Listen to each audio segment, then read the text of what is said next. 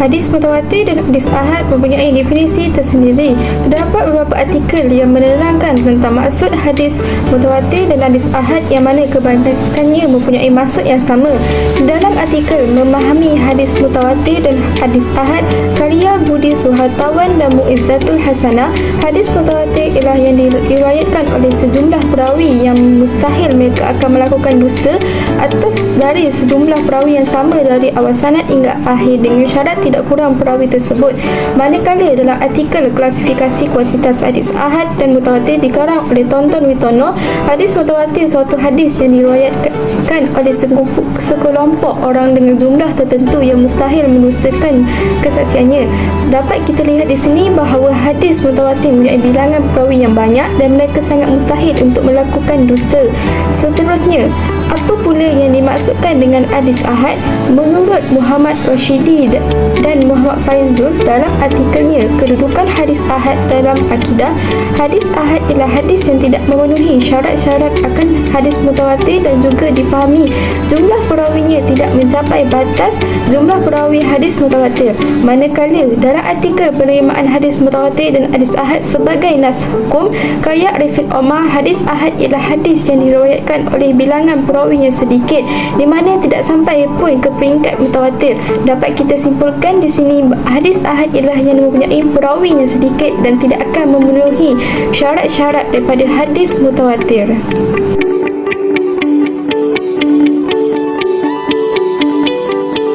Seterusnya, pembahagian hadis ahad dan hadis mutawatir. Hadis ahad terbahagi kepada 3 jenis, iaitu hadis masyhur, hadis aziz dan hadis gharib. Yang pertama, hadis masyhur bermaksud hadis yang diriwayatkan oleh 3 orang atau lebih, akan tetapi bilangan itu tidak boleh sampai ke peringkat hadis mutawatir. Yang kedua, hadis aziz pula bermaksud diriwayatkan oleh perawinya yang bilangannya 2 orang perawi dan tidak meriwayatkannya kurang daripada 2 orang perawi. Kemudian yang ketiga ialah hadis gharib. Hadis yang terdapat dalam sanadnya hanya diriwayatkan oleh seorang perawi sahaja, sama ada seseorang itu dalam semua peringkat atau salah satu peringkat perawi. Hadis mutawatir pula terbahagi kepada 2 bahagian, iaitu mutawatir lafzi dan mutawatir maknawi. Yang pertama, mutawatir lafzi. Mutawatir lafzi adalah hadis yang lafaz perawi itu sama baik hukum maupun maknanya. Yang kedua pula, hadis mutawatir maknawi. Hadis mutawatir maknawi adalah suatu hadis yang lafaz serta maknanya berlain-lainan.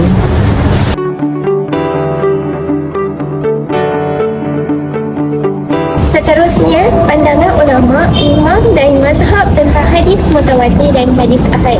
Pendapat pertama adalah dari Imam Abu Hanifah, iaitu jumhur ulama menegaskan bahawa Abu Hanifah berhujah dengan hadis mutawatir. Sebahagian ulama Hanafiyah berpendapat hadis masyhur boleh diamalkan dan di bawah peringkat hadis mutawatir kerana sebahagian ulama menyatakan tidak menyangkut dengan soal keyakinan melainkan tentang akidah. Oleh itu, hadis mutawatir ini boleh dijadikan hujah dalam menetapkan hukum.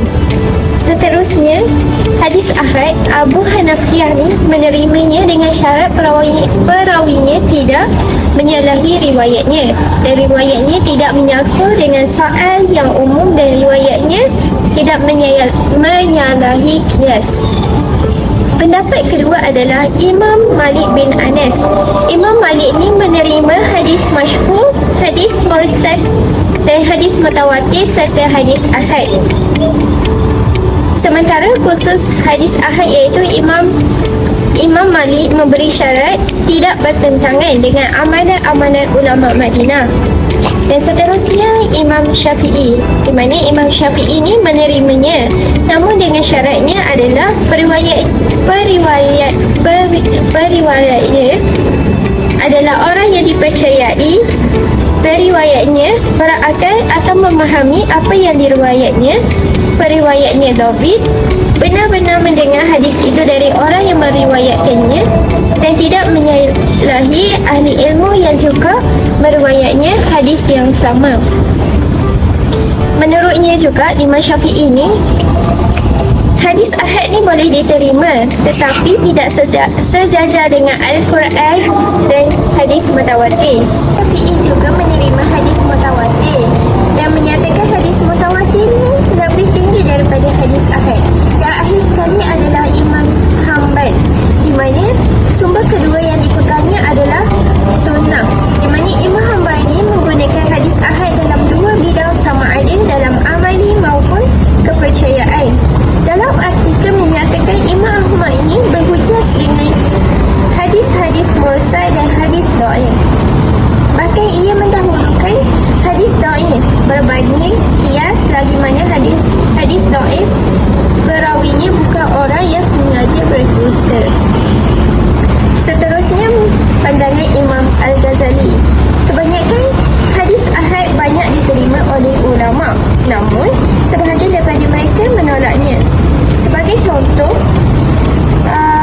masalah furu'iyah, Imam Al-Ghazali berpandangan bahawa hadis ahad tidak dapat dijadikan hujahan dalam mengharamkan sesuatu kerana larangannya yang timbul dari khabar ahad hanyalah menghasilkan hukum yang sifatnya makruh.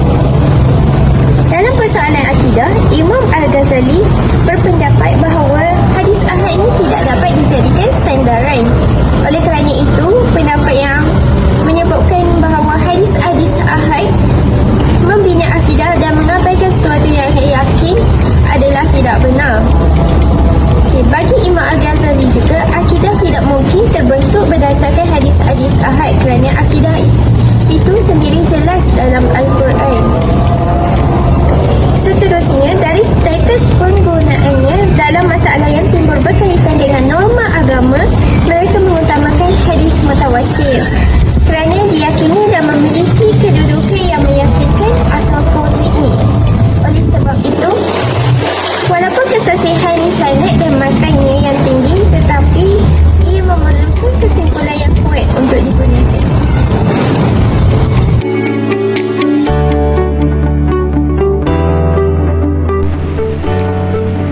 Jadi, saya teruskan perkongsian kami dengan perbezaan antara hadis mutawatir dan hadis ahad.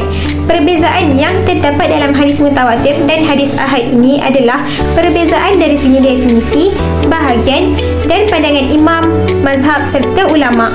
Yang pertama adalah perbezaan dari segi definisi, di mana hadis mutawatir membawa maksud hadis yang diriwayatkan oleh jumlah perawi yang mustahil untuk melakukan dusta atau penipuan dari awal sanad hingga ke akhir sanad.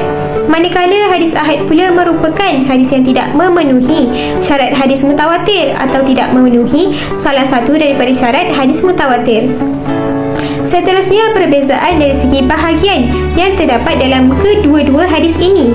Hadis mutawatir mempunyai dua bahagian, iaitu mutawatir lafzi dan mutawatir maknawi. Mutawatir lafzi membawa maksud hadis yang sama dari segi lafaz dan maknanya. Mutawatir maknawi pula hadis yang sama dari segi maknanya dan berbeza dari segi lafaznya. Manakala bahagian hadis ahad pula terbahagi kepada tiga, iaitu hadis masyhur, aziz dan gharib. Hadis masyhur merupakan hadis yang diriwayatkan oleh 3 orang perawi atau lebih pada setiap tabaqat, iaitu peringkat sanad, tetapi tidak sampai ke peringkat mutawatir. Hadis aziz pula hadis yang diriwayatkan tidak kurang daripada 2 orang perawi dalam setiap tabaqat. Hadis gharib pula hadis yang diriwayatkan oleh seorang perawi sahaja pada semua atau satu tabaqat. Hadis mutawatir juga mempunyai keistimewaan di mana ia boleh digunakan sebagai hujah kerana perawinya yang banyak dan mustahil untuk berlakunya kebohongan dalam sanad. Oleh itu, ramai ulama yang lebih percaya hadis mutawatir berbanding hadis ahad. Bukan kerana hadis ahad ini tidak boleh jadi hujah, akan tetapi disebabkan perawinya yang sedikit menyebabkan hadis ahad ini digunakan dalam beberapa keadaan sahaja. Perbezaan yang terakhir adalah perbezaan dari segi pandangan ulama, imam serta mazhab terhadap kedua-dua hadis ini. Pandangan 4 imam yang dapat kami nyatakan dalam perkongsian ini iaitu Imam Abu Hanifah, Imam Malik dan Imam Syafi'i serta Imam Ahmad bin Hanbal. Jadi, menurut keempat-empat imam ini, hadis mutawatir boleh digunakan, tetapi Imam Syafi'i menerima hadis ini dengan syarat perawinya adalah orang yang dipercayai. Kedua, perawinya berakal dan memahami apa yang diriwayatkan. Ketiga, perawinya dhabit, iaitu orang yang kuat ingatan dan sempurna hafalannya. Manakala keempat-empat imam ini memberi pendapat yang berbeza terhadap hadis ahad, di mana Imam Abu Hanifah menerima hadis ahad ini dengan syarat perawinya tidak menyalahi riwayatnya. Riwayatnya tidak menyangkut soal yang umum dan tidak menyalahi qiyas, iaitu hukum sesuatu perkara. Imam Malik pula menerima dengan syarat ianya tidak bertentangan dengan amalan-amalan ulama Madinah. Imam Syafi'i menerima hadis ahad ini, akan tetapi ianya tidak sejajar dengan Al-Quran dan hadis mutawatir. Akhir sekali Imam Ahmad bin Hanbal menggunakan hadis ahad ini dalam dua bidangnya sahaja, iaitu amali ataupun kepercayaan. Oleh itu, ramai ulama yang mengutamakan hadis mutawatir kerana hadis ini diyakini dan memiliki kedudukan yang meyakinkan berbanding dengan hadis ahad. Jadi di sini kami dapat simpulkan bahawa hadis mutawatir dan hadis ahad ini adalah berbeza, di mana hadis mutawatir ni merupakan hadis yang qat'i, iaitu yakin kerana ia diriwayatkan oleh jumlah perawi yang ramai dan tidak mungkin para perawi itu bersepakat untuk berbohong. Manakala hadis ahad pula hadis yang diriwayatkan oleh perawi yang jumlahnya sedikit sahaja dan kemungkinan adanya kesalahan dalam hadis tersebut. Oleh itu, pemahaman yang benar tentang kedua-dua jenis hadis ini sangat penting untuk menjaga kebenaran ajaran Islam, kerana kepercayaan dan amalan umat Islam ini didasarkan pada hadis yang telah disahkan oleh para ahli hadis. Jadi, di sini berakhirlah perkongsian kami.